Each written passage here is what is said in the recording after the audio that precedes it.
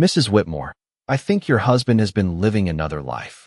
Those were the words the private investigator said to me at 7:14 on a rainy Tuesday morning while I stood alone in my kitchen, holding a cup of coffee that had already gone cold in my hands. For a moment, I honestly thought I had misheard him. Richard Whitmore was 72 years old. He wore pressed cashmere sweaters, donated to the Historical Society every Christmas, and still folded his socks with military precision after 41 years of marriage. Men like Richard did not live double lives. At least that was what I had believed until that phone call changed the shape of every memory I owned. I hired Daniel Hayes because I thought my husband was dying. That sounds dramatic now, but at 69, you begin to notice the quiet changes. Richard had started waking up before dawn and sitting alone on the back porch without turning on the lights. He stopped finishing his breakfast. He spent long stretches staring at old photographs without saying a word. Some nights, I would wake up at 2 in the morning and find his side of the bed empty. When I asked where he had gone, he would smile softly and say he could not sleep. Then he would kiss my forehead the same way he always had. Gentle, calm, distant. We lived in a large colonial home outside Hartford, Connecticut, the kind with white shutters and a circular driveway people slowed down to admire during autumn. From the outside, our life looked peaceful, respectable, safe. Richard had retired from his law practice 5 years earlier, and everyone said we were the perfect couple. We attended charity dinners together. We hosted Thanksgiving every year. We smiled in anniversary photos beside our grandchildren. But somewhere beneath all of it, I had started feeling something I could not explain. Not fear exactly. More like silence growing heavier between us. Like a room slowly losing oxygen. 3 weeks before I hired Daniel, Richard canceled a trip we had planned to Maine. I found him standing in his office with a stack of papers shoved halfway into his desk drawer. His face looked pale when he saw me. "Are you all right?" I asked him. He smiled too quickly. "Just tired." Later that night, I sat awake listening to the sound of rain tapping against our bedroom windows while Richard slept beside me. I remember staring at the ceiling and realizing something that frightened me more than death itself. I no longer knew what my husband was thinking. The next morning, I searched online for private investigators in Hartford. Daniel Hayes had once worked homicide in New Haven before opening his own firm.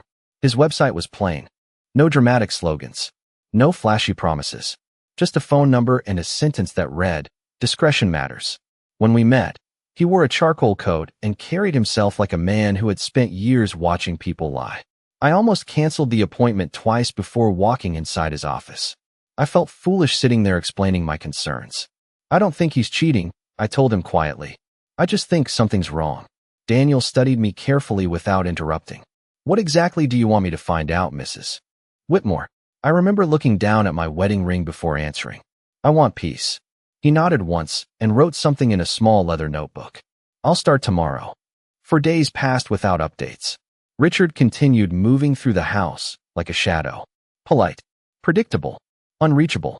On Sunday morning, he told me he was driving into Boston to meet an old colleague for lunch. He kissed my cheek before leaving. I stood at the kitchen window watching his silver Lexus disappear down the driveway, while something cold settled into my stomach. That same afternoon, Daniel called. His voice sounded different than before, tighter somehow. "Mrs. Whitmore," he said carefully, "your husband never went to Boston." I gripped the edge of the counter. Where did he go? There was a pause long enough for me to hear papers shifting on his desk. "There's a property about 40 miles north of your home, near Lake Waramaug. Small blue house. Your husband has been visiting it regularly for years." I closed my eyes. "Whose house is it?" Another silence. Then Daniel exhaled slowly. "That's the problem." My heart began pounding so hard I could hear it inside my ears. Outside my kitchen window, rain slid quietly down the glass. The grandfather clock in the hallway ticked steadily behind me. Ordinary sounds. Ordinary morning. But nothing in my life felt ordinary anymore. "Daniel," I whispered, "what did you find?" His answer came softly, almost reluctantly. "Yesterday afternoon, I saw a little girl run out of that house and call your husband Grandpa." I did not cry after Daniel ended the call. That is the part people never understand when betrayal arrives quietly. There is no dramatic collapse. No shattered dishes. No screaming in the rain. I simply stood in my kitchen staring at the coffee stains circling the bottom of my cup while the clock in the hallway continued ticking as if my life had not just cracked open. Grandpa. The word kept echoing inside my mind with a strange softness that somehow made it hurt more. Richard and I never had children after our son passed away shortly after birth in 1981. Doctors told me complications from the delivery had made another pregnancy unlikely. I still remembered sitting in a cold examination room while Richard squeezed my hand and calmly told me we would still have a beautiful life together. For decades, I believed him completely. I built my entire world around that belief. Around him. Around us. By 6 o'clock that evening, Richard returned home carrying a bakery box from Hartford. Lemon tarts from my favorite little French bakery near Main Street. He set the box gently on the counter and smiled when he saw me standing by the sink. "I thought you might like dessert tonight," he said. I watched him loosen his coat with the same careful movements I had seen thousands of times before. I wanted to ask him how many birthdays he had attended without me. How many Christmas mornings he had spent living another version of himself somewhere beside that lake. Instead, I opened the refrigerator and asked if he wanted coffee after dinner. He smiled softly. "That sounds perfect." During dinner, Richard talked about traffic near Boston and an old colleague dealing with retirement problems. I sat across from him listening to every word with a strange numbness settling through my chest.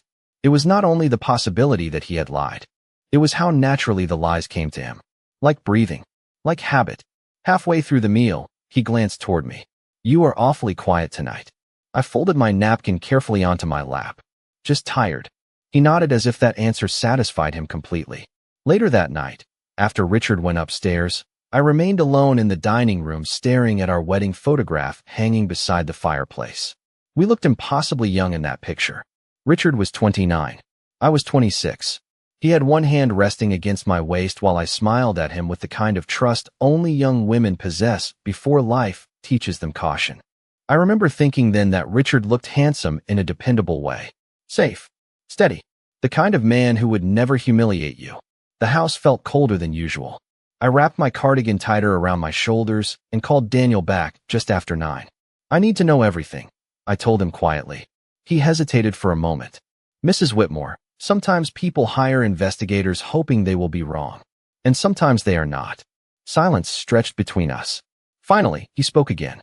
"The child is around 8 years old. I saw your husband there twice this week. Yesterday, he brought groceries and stayed nearly 4 hours." I closed my eyes. "Was there a woman?" "Yes."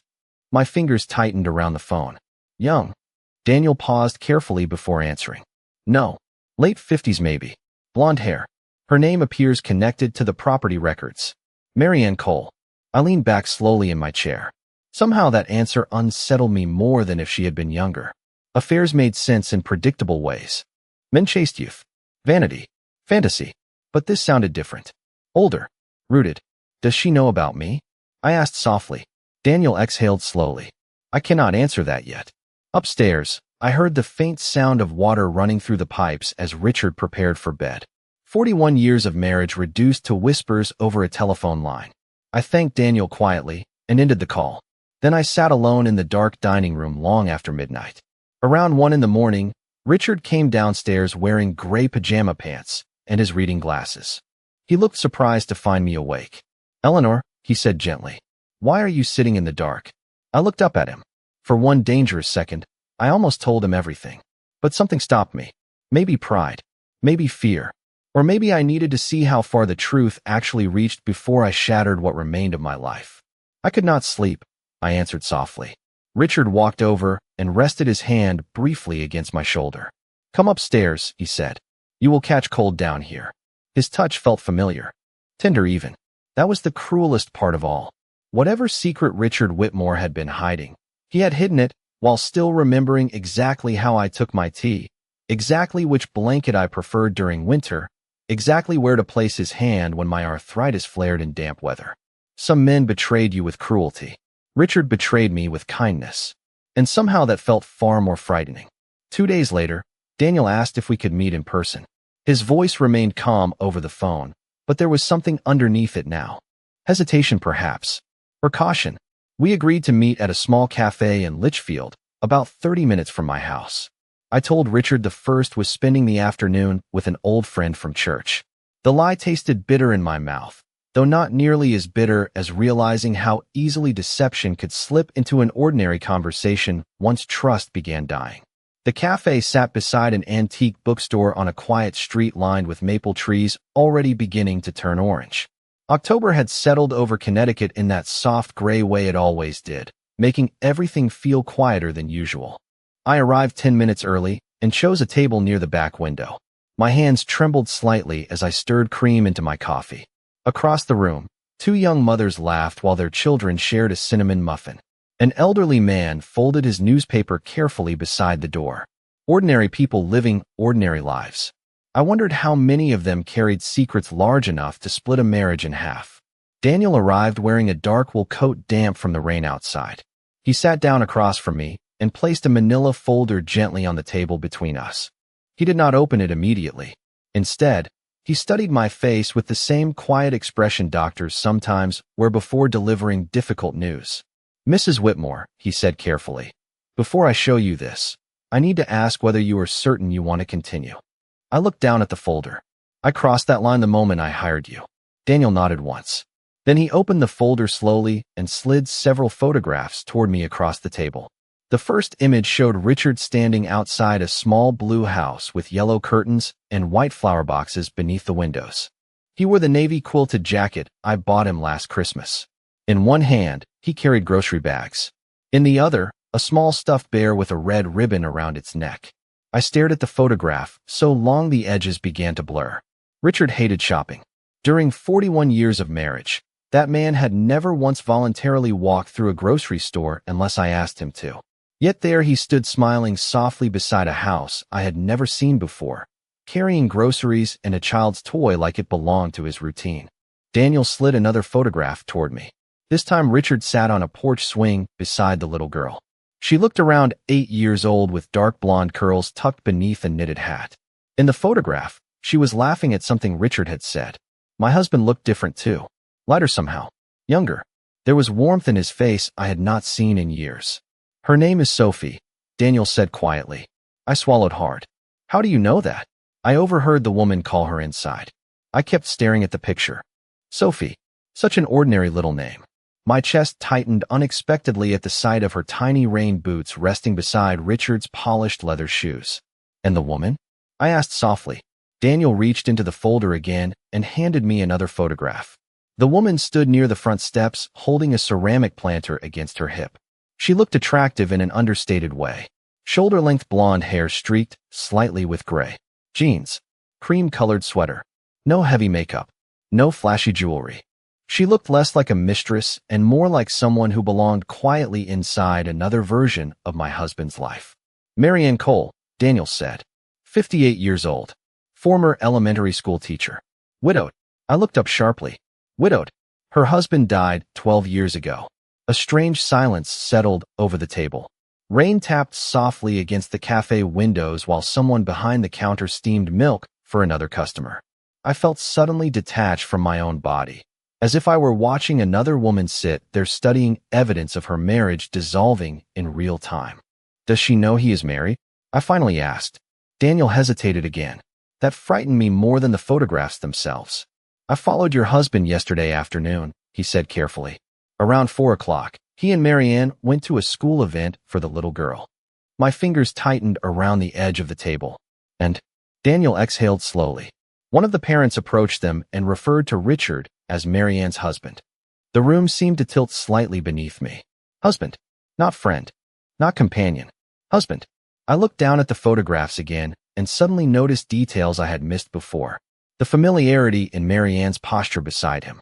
The ease between them. The child standing comfortably between their bodies as if this arrangement had existed for years. "There is something else," Daniel added quietly. He removed one final photograph from the folder. This one had clearly been taken from farther away. Richard stood near the open trunk of his car, while Sophie hugged him tightly around the waist. Marianne watched them from the porch steps with a smile that looked painfully domestic. But it was not the image itself that hollowed out my chest. It was what the little girl was holding in her hand. A framed photograph. Even from several feet away, I recognized it instantly.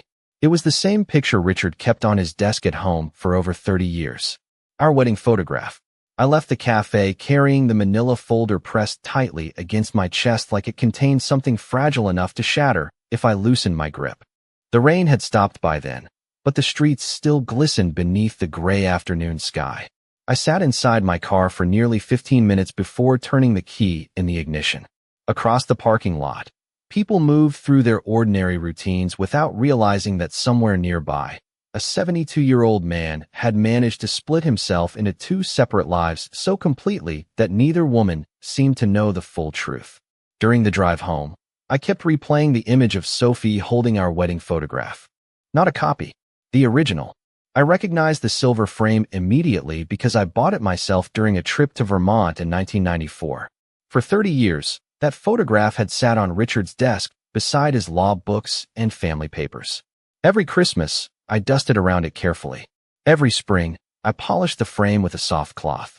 Yet somehow another little girl had grown up looking at the same image while calling my husband Grandpa. The realization hollowed something inside me in a way I could not fully describe. By the time I pulled into our driveway, the porch lights had already switched on automatically. Richard's Lexus sat parked beside the garage exactly where it always did. Everything looked painfully normal.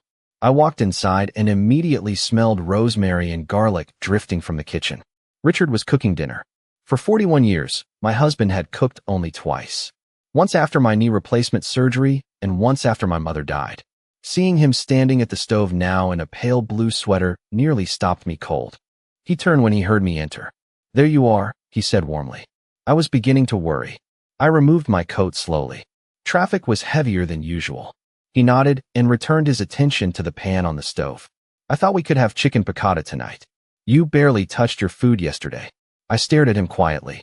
It suddenly occurred to me that somewhere inside another house, perhaps 40 miles away, Mary Ann Cole might also believe Richard Whitmore cared whether she finished dinner. The thought settled over me with icy precision. "That smells nice," I said softly. Richard smiled faintly without looking up. "Open the wine for me." I moved automatically through the kitchen, pulling glasses from the cabinet while studying him carefully.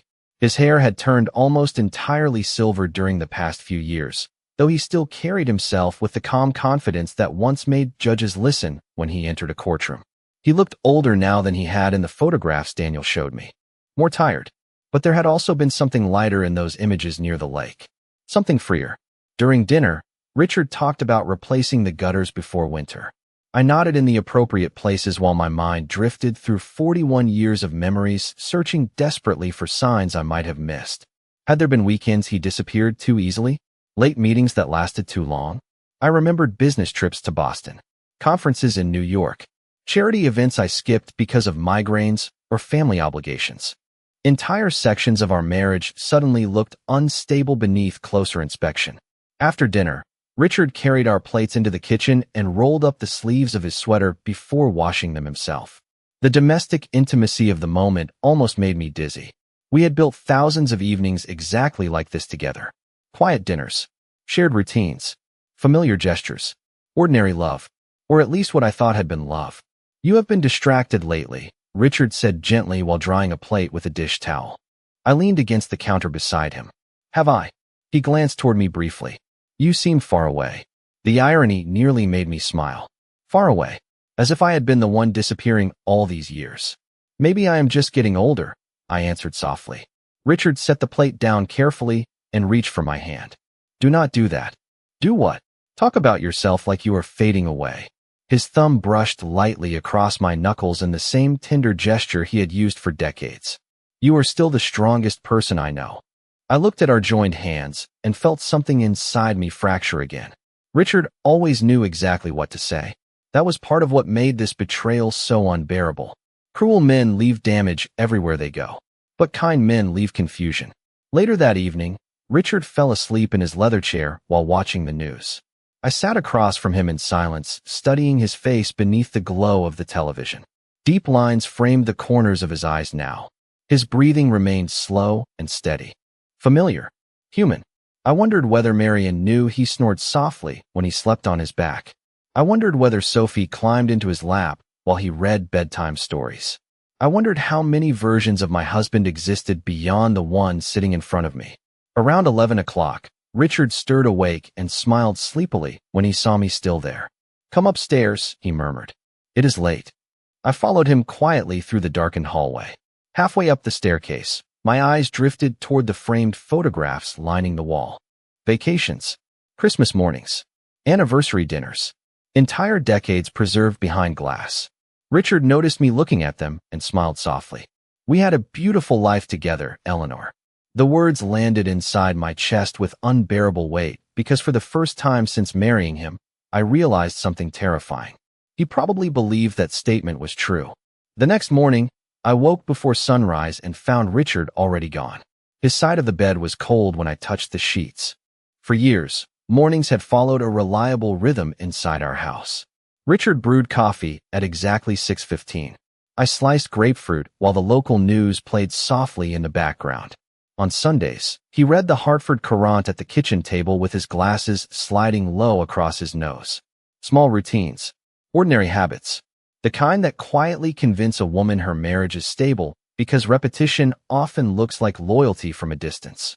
But standing alone in the silent bedroom that morning, I realized routine could also become camouflage. I wrapped my robe tighter around myself and walked downstairs. The kitchen lights were off. No coffee brewed. No newspaper unfolded neatly beside Richard's chair. Instead, I found a handwritten note resting beside the fruit bowl. "Gone to take care of a few errands. Back before lunch. Love, Richard."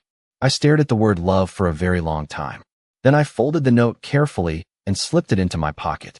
Around 9 o'clock, Daniel called. "He left about 40 minutes ago," he said quietly. I stood by the kitchen window watching pale sunlight spread across the empty driveway. "Where is he going?" There was a pause before Daniel answered. "Back to the lake house." Something inside me hardened then. Not anger exactly. Clarity. "I want to see it myself," I said. Daniel hesitated immediately.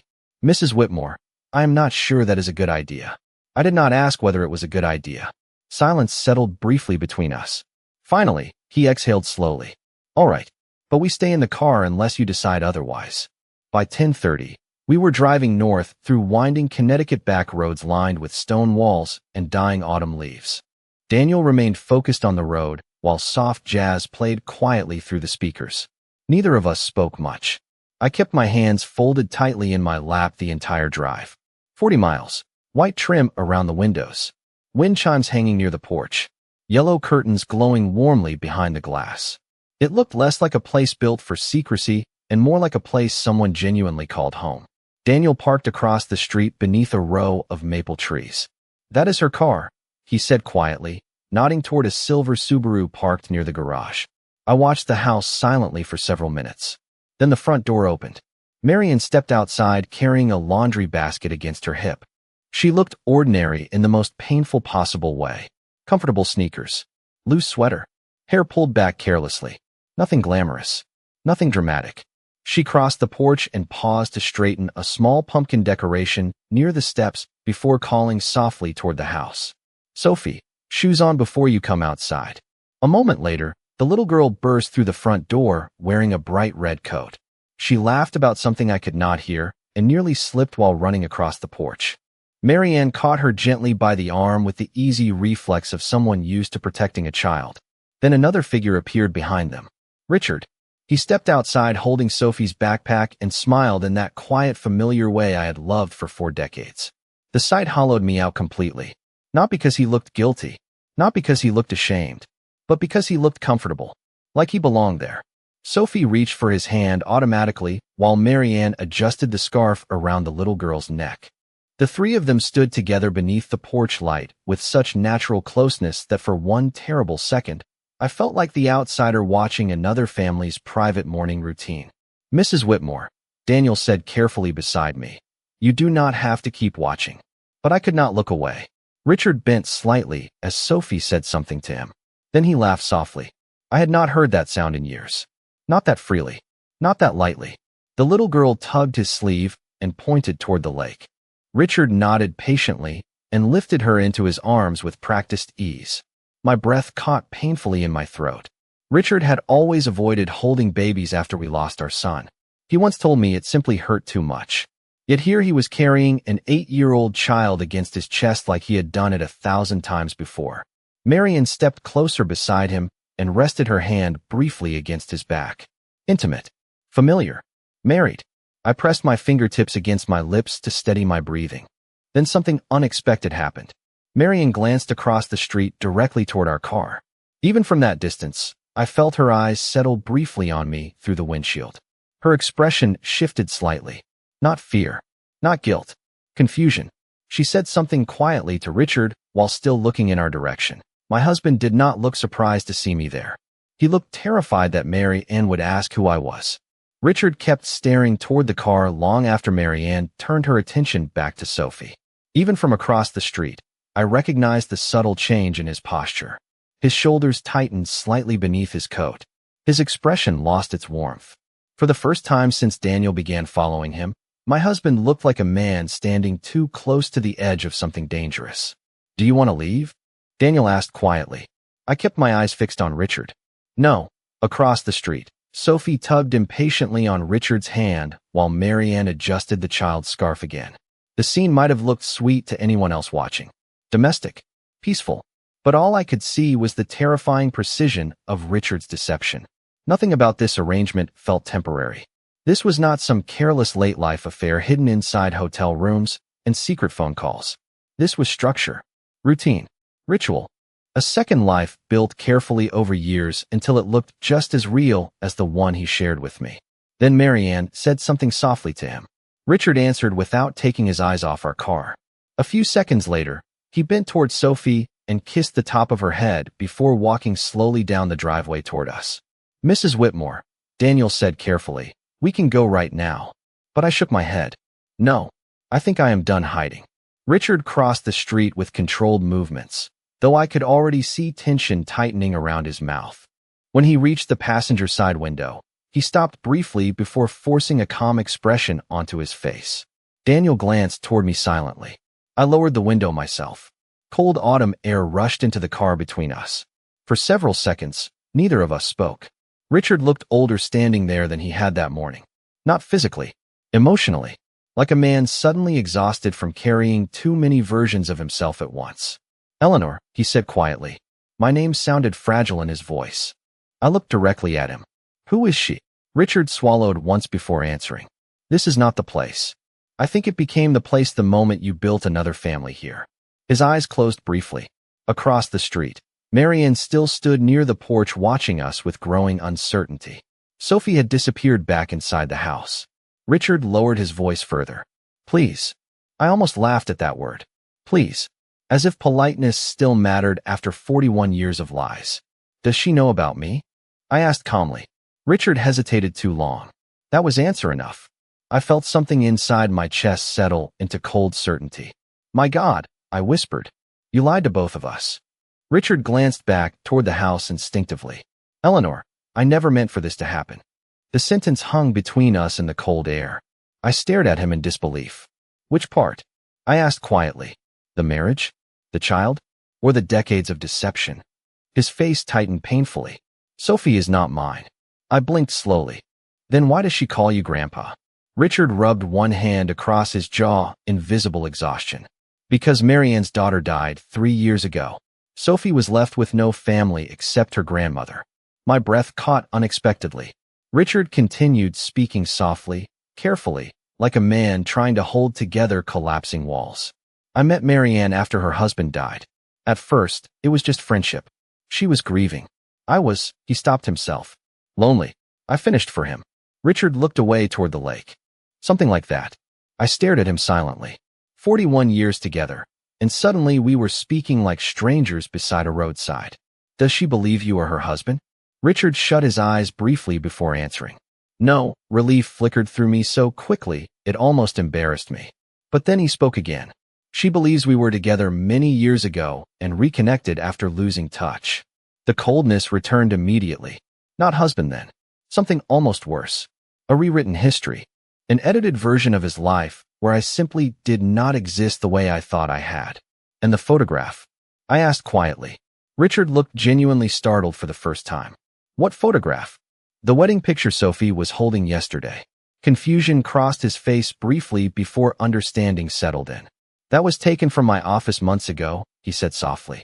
Sophie liked the frame. I stared at him in disbelief. That picture was from our wedding day. I know. His answer came almost painfully quiet. Something about those words shattered the last fragile illusion I had still been carrying. Because Richard did know. He knew exactly what he had taken from me every time he crossed the distance between our home and this lake house. He knew every lie required intention. Every omission required choice. Why are you really here, Richard? I asked finally. He looked toward the blue house again before answering. Because when I am there, his voice broke slightly for the first time in 41 years of marriage. I feel like I still have time left. Silence settled heavily between us. I looked at the man standing beside my car and suddenly understood something devastating. Richard had not built another life because he stopped loving me. He built another life because growing old frightened him more than betraying me ever did. The drive home felt strangely quiet after that conversation beside the lake. Daniel kept both hands steady on the steering wheel while soft rain drifted against the windshield again. I stared out the passenger window watching small Connecticut towns pass by in blurred shades of gray and gold. Antique stores, pumpkin stands, couples carrying grocery bags beneath umbrellas. Ordinary lives moving forward without realizing how quickly trust could become something unrecognizable. Neither Daniel nor I spoke for nearly 20 minutes. Finally, he glanced toward me carefully. Are you all right? The question almost made me smile. People always ask that after discovering devastation, as if there exists some socially acceptable answer besides silence. I folded my hands tighter in my lap. No, I admitted quietly. But I think I understand something now. Daniel nodded once without pressing further. That evening, Richard returned home shortly after 6 carrying Chinese takeout from my favorite restaurant in Hartford. Sweet and sour chicken for me. Beef with broccoli for himself. He walked through the front door like a man trying desperately to preserve normalcy. I thought neither of us would feel like cooking tonight, he said softly. I stood in the foyer watching him remove his coat. The familiarity of his movements suddenly exhausted me. Every gesture now carried 2 meanings. The husband I knew, and the stranger who disappeared to another life beside a lake. Richard looked older than he had that morning. Deep shadows rested beneath his eyes, and his tie sat slightly crooked against his collar. Thank you, I answered quietly. During dinner, neither of us mentioned what happened earlier. We spoke instead about meaningless things. The weather turning colder, a neighbor replacing their fence, whether the maple tree in the backyard needed trimming before winter. It felt almost surreal. 2 elderly people eating takeout beneath warm kitchen lights, while an entire marriage silently bled beneath the table. Halfway through the meal, Richard finally set down his fork and looked directly at me. How much did he tell you? I dabbed my napkin carefully against my mouth before answering. Enough. Richard nodded slowly as though he expected that answer. I never intended to hurt you. The sentence hung heavily in the kitchen. I looked at him quietly. That is what people say when they have already decided their reasons matter more than the damage. Richard lowered his eyes briefly. It was never that simple. No, I replied softly. It was probably very gradual. Those are the hardest betrayals to notice. Silence settled between us again. The refrigerator hummed softly in the background while rain tapped gently against the windows over the sink. Finally, Richard leaned back in his chair and rubbed one hand tiredly across his face. After our son died, he began quietly, something inside this house changed. I froze slightly at the mention of him. We almost never spoke about the baby anymore. Not after so many years. Richard continued staring down at his untouched food. You became quieter. I buried myself in work. We survived it, but we never really. He stopped himself carefully.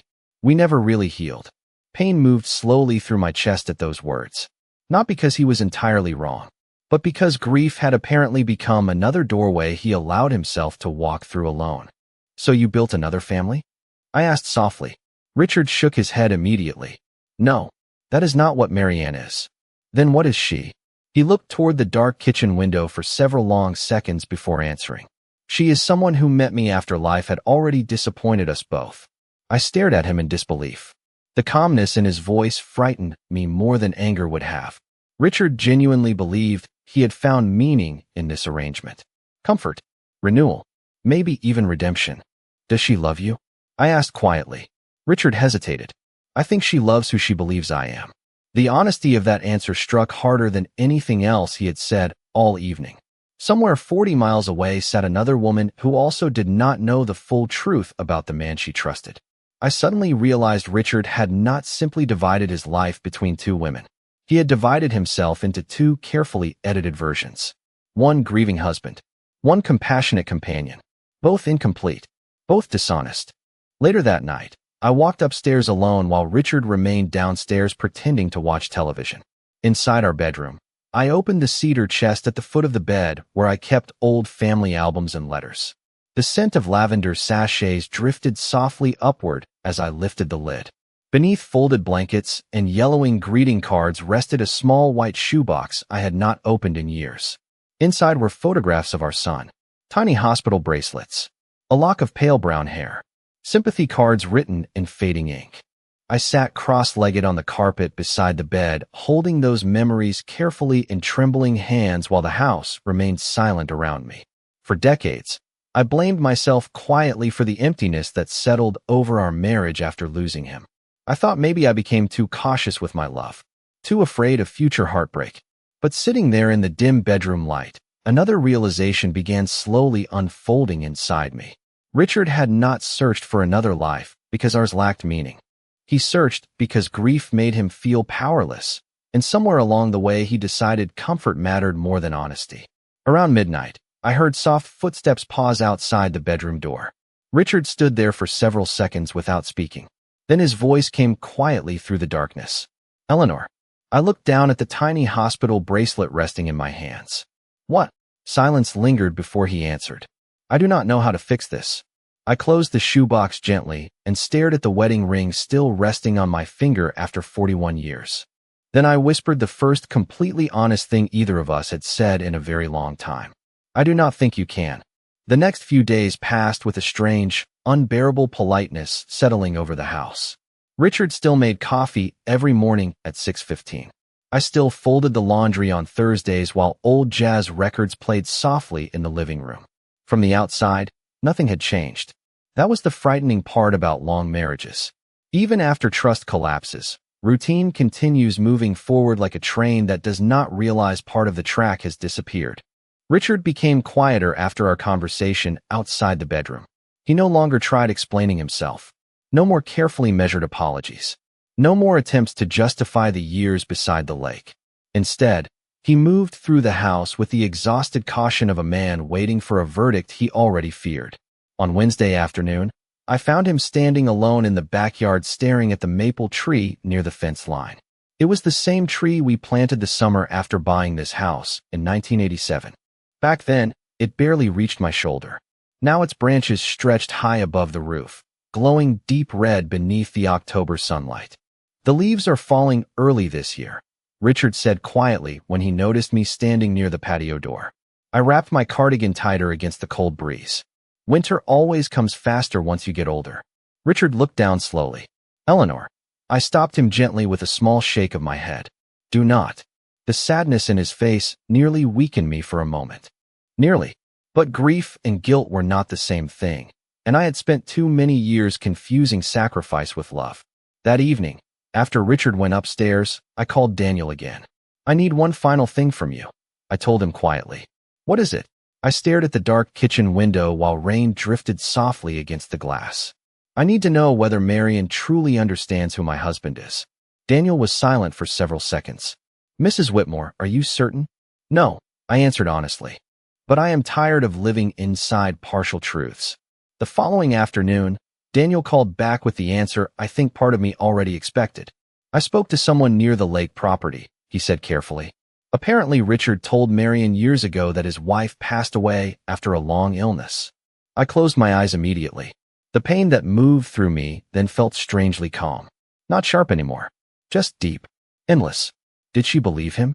I whispered. From everything I could gather, yes.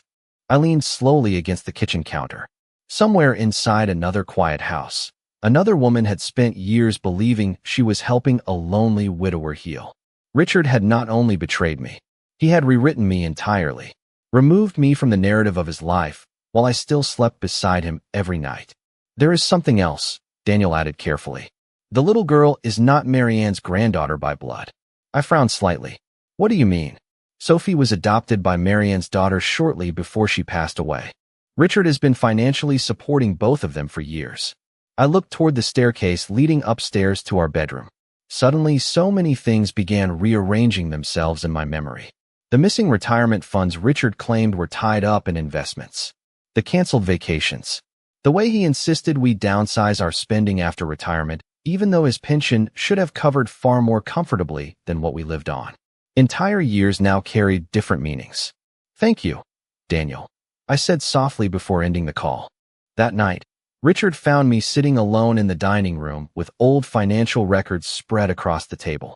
Bank statements, tax returns, retirement accounts, 41 years reduced to paperwork and hidden transactions. He stopped in the doorway immediately when he saw the documents. "Eleanor, how much?" I asked quietly without looking up. Richard remained silent. I lifted my eyes toward him finally. "How much of our life did you give away?" His shoulders sagged slightly beneath the weight of the question. "Enough." The honesty of that answer landed harder than denial would have. I nodded slowly and folded one of the statements closed. "Did you ever plan to tell me?" Richard walked farther into the room with visible hesitation. I told myself I would eventually. I almost smiled at that. Human beings always imagine honesty belongs somewhere in the future where consequences feel manageable. "When?" I asked softly. "After I died?" Richard flinched visibly. For the first time since this nightmare began, he looked genuinely ashamed. He pulled out the chair across from me and sat down heavily. "At first, I only wanted somewhere to escape the grief," he admitted quietly. Marianne listened. Sophie brought life back into that house. Into me. I stared at him across the table. "So you stayed?" Richard nodded slowly. And then too much time passed. Tears finally gathered in his eyes, though they never fully fell. "I did love you, Eleanor." The sentence hung painfully between us. I studied the man I married at 26 years old and realized something devastating. He was telling the truth. Richard had loved me. In the careful, dependable way. 3 weeks after I removed my wedding ring, I stood alone on the back porch watching movers carry boxes out of the house I once believed I would die inside. The air smelled like pine and cold rain. Somewhere down the street, children laughed while waiting for a school bus. Life continued with almost offensive normalcy, even after the collapse of a 41-year marriage. That was the strange thing about heartbreak at 69. The world no longer stopped for your grief. People still mowed their lawns. Grocery stores still played cheerful music over the speakers. Leaves still changed color whether your heart survived the season or not. Richard remained inside most of the morning while the movers worked. I heard him speaking quietly with the attorney in his study around 9 o'clock. Low voices, careful words. Dividing assets after 4 decades together felt strangely clinical. Retirement accounts, property deeds, insurance policies. Entire years reduced to signatures and percentages. I expected anger during those meetings, or at least bitterness. Instead, there was only exhaustion. By then, both of us understood something irreversible had happened. Not because Richard loved someone else, not even because he lied, but because he spent years creating a version of reality where I slowly disappeared without ever being given the dignity of knowing it. Around noon, Richard stepped onto the porch carrying 2 cups of coffee. For a moment, the sight nearly broke me. That simple gesture had once represented home to me. Safety, marriage, 41 years of ordinary mornings. He handed me one of the mugs carefully. "Still too much cream?" he asked softly. I looked down at the coffee and almost smiled despite myself. "You remembered." Richard stared out toward the backyard where the maple tree stood nearly bare now. I remembered everything. Silence settled between us. Somewhere inside the house, I heard tape sealing another cardboard box shut. Richard wrapped both hands around his coffee cup before finally speaking again. "I went to the lake yesterday." I remained still beside him. "Did you tell her the truth?" He nodded slowly. "All of it." I turned toward him then, surprised by the heaviness in his expression. "And?" Richard let out a tired breath that seemed to age him another 10 years. "Marianne asked me to leave." The words hung quietly between us. I stared at him for several seconds without speaking. Somewhere deep inside my chest, I expected satisfaction. Vindication, perhaps. But all I felt was sadness. Not for the marriage. That grief had already settled into something colder and more permanent. I felt sad for the wreckage people create when they spend too long running from loneliness instead of facing it honestly. What about Sophie? I asked softly. Richard looked down into his coffee. She cried. His voice nearly broke on the final word. For the first time since discovering everything, I saw the full weight of consequences finally reach him. Not abstract guilt. Not shame. Loss. Real loss. The kind no explanation can repair. Richard swallowed hard before continuing. Marion said she could forgive many things, but not being turned into someone else's secret. I stared quietly at the steam rising from my cup. Strange how two women who never truly knew each other ended up wounded by the same lie. Late that afternoon, the movers finished loading the final boxes into the truck. I carried only what mattered most. Clothing. Family photographs. The cedar box holding memories of our son. Everything else suddenly felt replaceable. Richard followed me silently through the empty living room as I prepared to leave. Without furniture, the house echoed strangely around us. I glanced once toward the fireplace where our wedding photograph used to hang. The pale square left behind on the wall looked almost ghost-like in the fading afternoon light. Where will you go? Richard asked quietly. Maine. He blinked slightly. Maine. I nodded. There is a small cottage near Bar Harbor available for rent through winter. Richard looked genuinely surprised. You hate cold weather. I used to. A sad smile touched his face briefly before disappearing again. We stood there together in the hollow silence of the empty house, while 41 years lingered invisibly around us like dust in old sunlight. Finally, Richard stepped closer. Eleanor. I looked at him calmly. Do not ask me to stay. His eyes filled slowly with something deeper than regret. I was going to ask whether there is any version of this where you eventually forgive me. The honesty of the question settled heavily between us. I studied the man standing in front of me. Older now. Smaller somehow. Not evil. Not monstrous. Just profoundly selfish in the quiet, ordinary way many people become when they are afraid of growing old alone. Maybe someday, I answered softly. But forgiveness is not the same thing as returning. Richard lowered his eyes immediately, because I think part of him always knew that. Outside, the moving truck engine started with a low rumble. I picked up my coat and walked slowly toward the front door. Halfway there, I stopped and turned back one final time. Richard still stood motionless in the center of the empty living room, surrounded by fading light and silence. The house suddenly looked too large around him. Too quiet. For decades, I thought peace meant protecting a marriage at any cost. Keeping routines intact. Preserving appearances, enduring silence because loneliness inside a marriage somehow seemed less frightening than loneliness outside one. But as I stepped onto the front porch and breathed the cold November air into my lungs, another truth settled gently inside me at last. At 69 years old, after 41 years of loving a man who needed 2 lives to feel whole, I finally understood that peace was never something another person could secretly take from you. Peace begins the moment you stop abandoning yourself just to keep someone else comfortable.